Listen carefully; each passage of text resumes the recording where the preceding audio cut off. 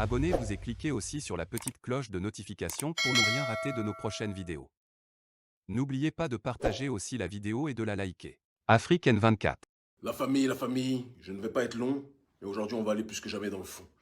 On va faire un direct synthétique sur des situations dramatiques qui sont en train de heurter, une fois n'est pas coutume, notre continent africain.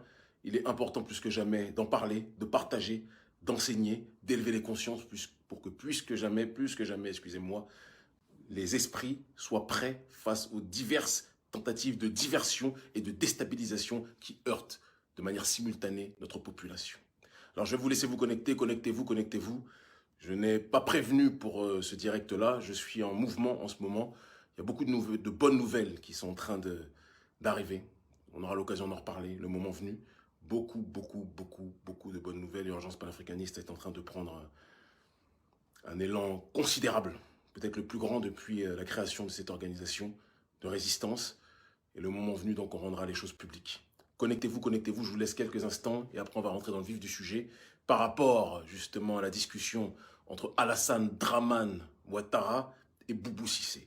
Et on parlera aussi des pseudo-sauveurs de Barkhane qui ont fait justice en tuant des djihadistes, entre guillemets, qui ont tué, donc d'après les informations qui ont été diffusées, d'accord, nos compatriotes au Bénin.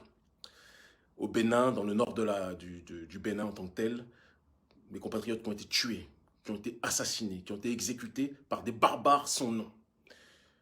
Et on aura l'occasion d'analyser le comportement de l'élite prédatrice, Patrice Talon, qui, à part passer son temps à s'accaparer les ressources de l'État pour lui et sa petite clique, sa petite caste, ne fait pas grand-chose pour préserver le pays. C'est le moins que l'on puisse dire. Mais on en reparle dans quelques minutes. Connectez-vous, vous êtes environ là 1700, c'est petit, on peut faire beaucoup plus, donc je vous laisse encore vous connecter, et après on commence. C'est un honneur, un bonheur de vous retrouver. Vous ne savez pas à quel point. Comme toujours, à chaque fois que je suis à vous connecter, mon cœur ne fait que vibrer. À chaque fois que je vous croise dans la rue, quels que soient les endroits du globe où je me trouve, vous êtes toujours là à nous réchauffer l'âme, à nous réchauffer le cœur. On vous aime à en crever. C'est important de le dire. Ce combat, on le mène parce qu'on a l'amour, vous êtes notre moteur. Il y a Dieu au-dessus de tout, évidemment. Et il y a notre peuple ensuite. Et ce peuple-là, votre peuple, notre peuple, c'est le moteur plus que jamais de notre existence. Je vous laisse vous connecter, vous êtes 2114, c'est petit mais on va commencer.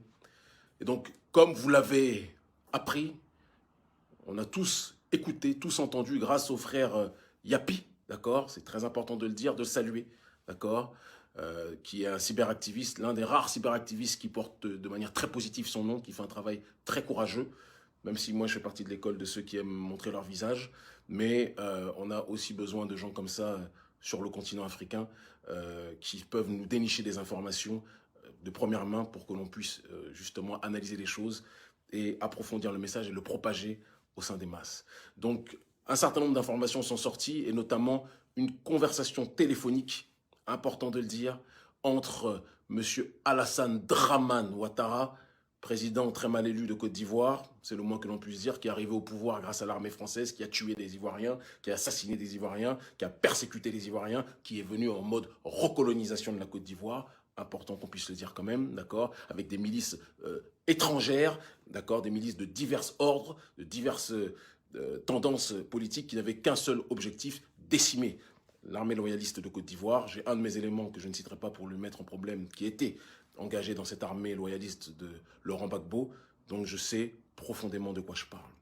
Alassane Dramane Ouattara, qui est l'un des présidents les plus impopulaires, si ce n'est le président le plus impopulaire de l'histoire du continent africain, quoi qu'il est peut-être en bataille avec Mobutu et d'autres, mais bon, ça c'est encore un autre sujet, qui se permet, avec insolence, avec arrogance, de rire avec M. Boubou Cissé, l'ancien Premier ministre d'Ibeka, une autre marionnette de l'oligarchie française, de discuter, de rire, de s'amuser, d'accord, de se moquer.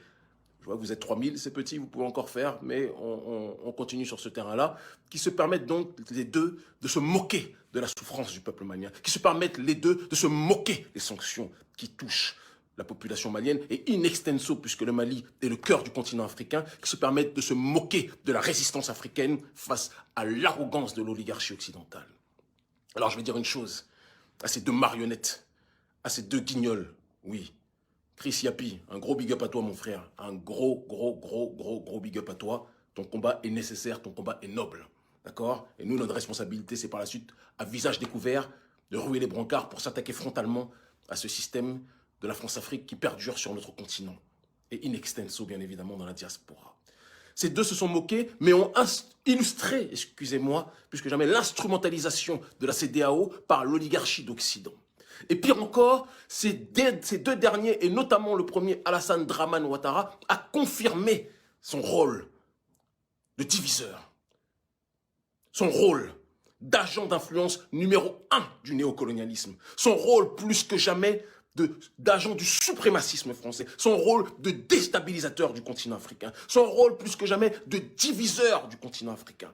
Quand un Africain lève la tête pour se lever contre l'impérialisme occidental, l'oligarchie française n'a pas besoin de trop s'agiter. Elle appuie sur un bouton et elle a son robot Alassane Dramane, et qui est le dramatique Ouattara, d'accord, qui se mobilise pour essayer de déstabiliser le continent africain. Quand Alassane Ouattara se moque du Mali et de sa gestion en disant « Ils ne pensaient pas qu'ils pourraient... ils pensaient qu'ils allaient tenir avec toutes ces sanctions, ils n'ont pas d'économistes, ils sont vraiment bêtes. » Comment un président d'un pays comme la Côte d'Ivoire peut-il se moquer d'un pays qui résiste avec dignité contre le néocolonialisme français? Alassane Ouattara est la pire déjection politique qui existe depuis ces 20, 30, 40, 50 dernières années. Depuis Mobutu et les autres traîtres de son espèce, nous n'avons pas trouvé de criminels politiques à la tête de l'État. D'un État africain comme nous le voyons avec Alassane Dramane Ouattara. C'est le président de la pire espèce, le président de l'oligarchie occidentale qui a coopté ces valets africains. Un homme qui mérite normalement de ne plus être au pouvoir, un homme qui devra tôt ou tard perdre ce pouvoir, soit de manière institutionnelle, soit par la résistance du peuple. Alassane Dramane Ouattara est un syndrome d'imbécilité dramatiquement acquis, c'est le sida politique du continent africain. Alassane Dramane Ouattara est l'un des pires ennemis, si ce n'est le pire ennemi de nos intérêts. N'oubliez jamais ça. N'oubliez jamais cette réalité-là. Ce que fait Alassane Ouattara, il le fait en service commandé par rapport à ce que son arrière-petit-fils Emmanuel Macron lui a demandé. Et tant qu'on laissera cet homme-là à la tête de la Côte d'Ivoire, jamais le continent africain ne sera en paix. Jamais les anciennes colonies, qui sont en réalité des colonies contemporaines, qui sont soumis au joug du néocolonialisme français, ne seront en paix. C'est important que l'on puisse le dire. C'est important que l'on puisse l'énoncer. C'est important que l'on puisse l'exposer et le dénoncer. Oui, Alassane Ouattara a encore prouvé qu'il n'était pas un problème que pour les Ivoiriens.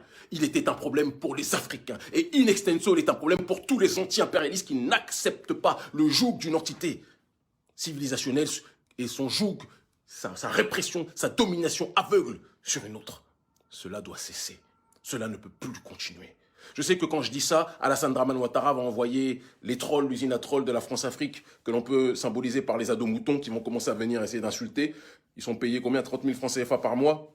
À ce prix-là, très sincèrement, on prend une recharge Internet et on a la connexion pour le mois. Voilà, c'est leur salaire, mais ça leur suffit. Ils ne se rendent pas compte qu'eux-mêmes sont des jouets de l'oligarchie et qui sont eux-mêmes piétinés par ceux qui sont censés défendre.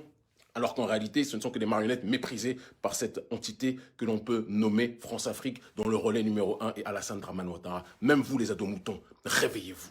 Même vous, les ados moutons, posez-vous des questions. Vous avez des patronymes de guerriers, vous avez des patronymes de rois africains. Prenez vos responsabilités et arrêtez de vous comporter comme les prostituées parce que Ouattara ne fait rien pour vous. Parce que la France-Afrique ne fait rien pour vous et qu'on n'aura plus besoin de vous, elle se débarrassera de vous comme Ouattara s'est débarrassé de tous ceux qui l'ont servi et qui, lorsqu'ils commençaient à avoir une petite, justement, once de volonté d'émancipation, ces derniers ont été éliminés. Demandez à Ahmed Bakayoko qui, lorsqu'il a commencé à réaliser les problèmes du régime Ouattara, il était déjà trop tard pour lui. Il n'a même pas eu le temps de faire marche arrière. Il a été exécuté. Et on a dit que c'était une maladie dont personne n'est capable d'en donner le nom d'ailleurs, parce que nous savons que cette maladie se nomme en réalité Alassane Dramane Ouattara. Quand Alassane Dramane Ouattara rit avec Boubou Cissé, se moque du Mali avec Boubou Cissé, sa démarche, c'est juste de rappeler une chose. Chaque Africain qui osera lever la tête, chaque Africain qui osera tenir tête au système de l'impérialisme français, trouvera Alassane Ouattara sur son chemin. Mais il faut qu'à son tour, Alassane Dramane Ouattara se souvienne d'une chose, et nous allons le rappeler avec délicatesse. Nous allons le rappeler avec force, dignité, profondeur et intelligence. Dramane, nous sommes tes pires ennemis. Draman, nous ne nous reposerons jamais tant que tu seras au pouvoir. Draman, tous tes plans que tu fais pour essayer d'asphyxier le continent, nous allons, et nous le faisons sur le terrain, un peu partout, nous allons le contrecarrer, nous le contrecarrons, et nous ferons tout ce qui est en notre possible pour que tes plans soient annihilés, pour que tes plans soient annulés, pour que tes plans soient parasités. Tu es l'agent de la France-Afrique, nous sommes l'agent de nos ancêtres valeureux africains qui sont morts au combat pour que l'Afrique puisse être debout, pour que notre peuple puisse être debout.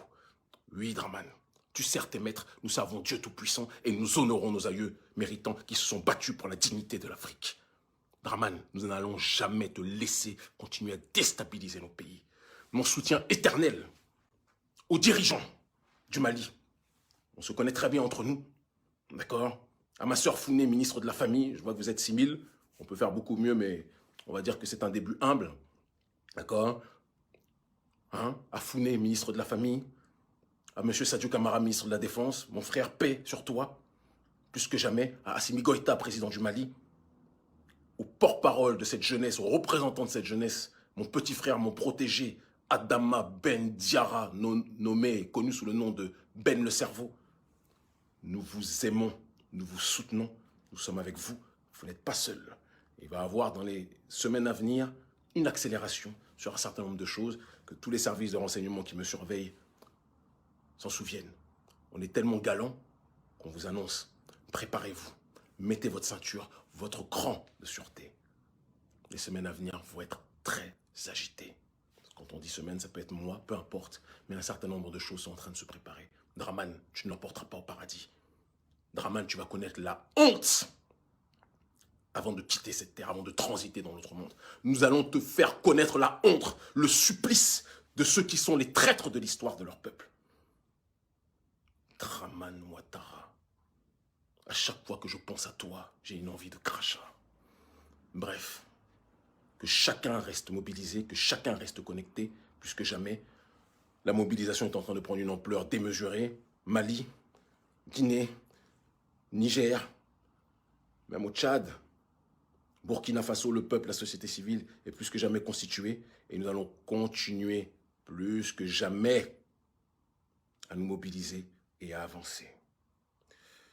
Donc Chris Yapi, gros big up à toi pour justement ces révélations.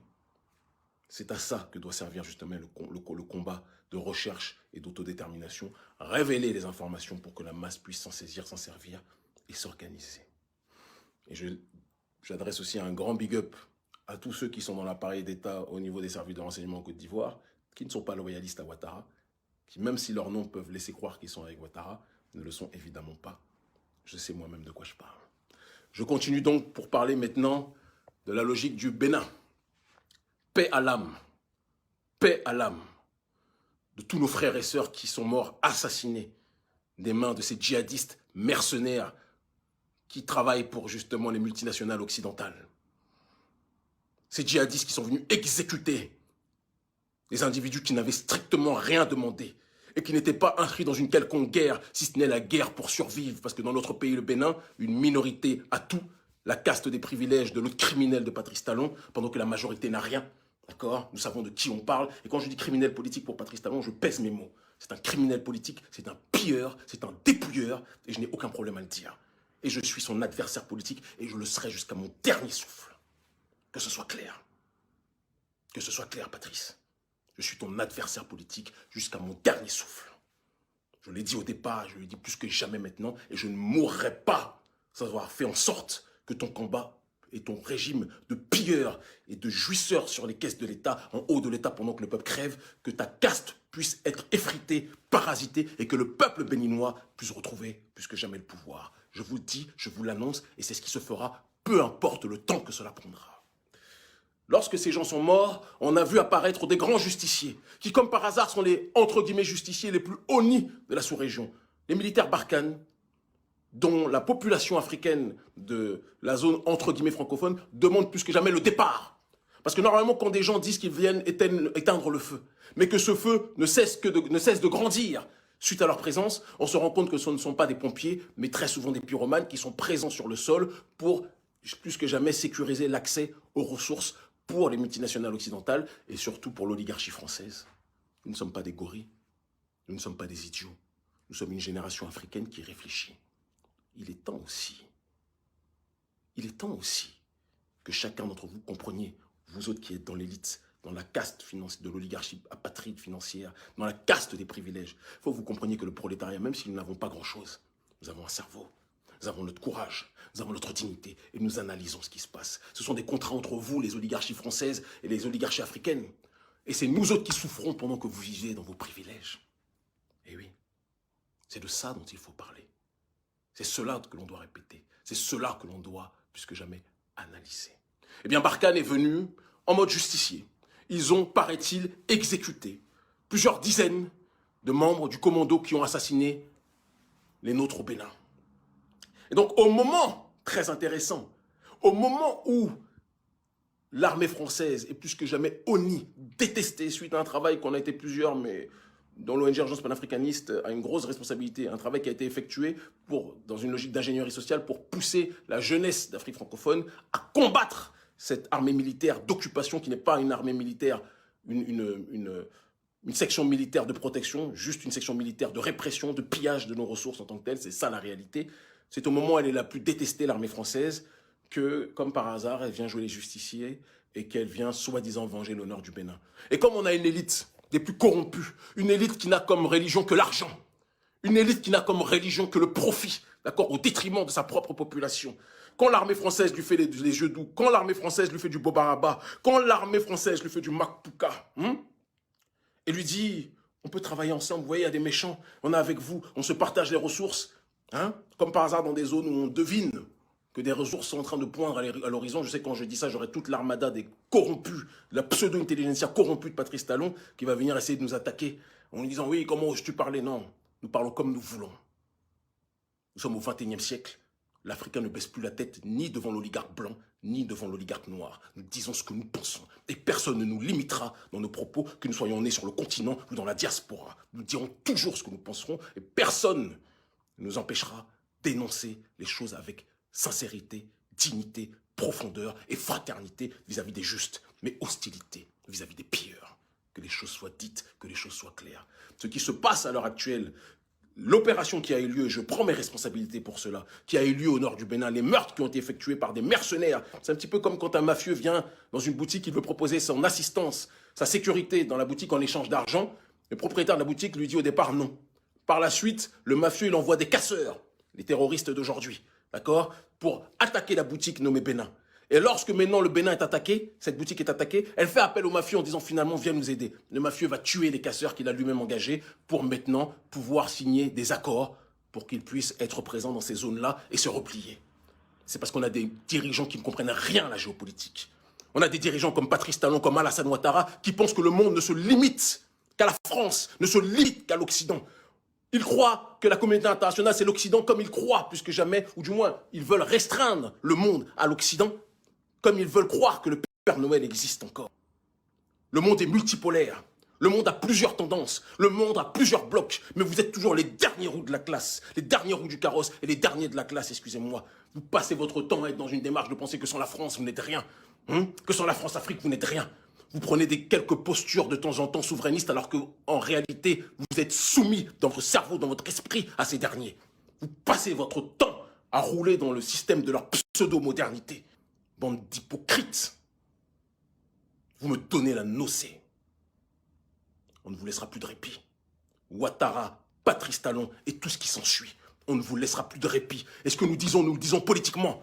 N'allons pas agir par violence. Ce n'est pas notre paradigme.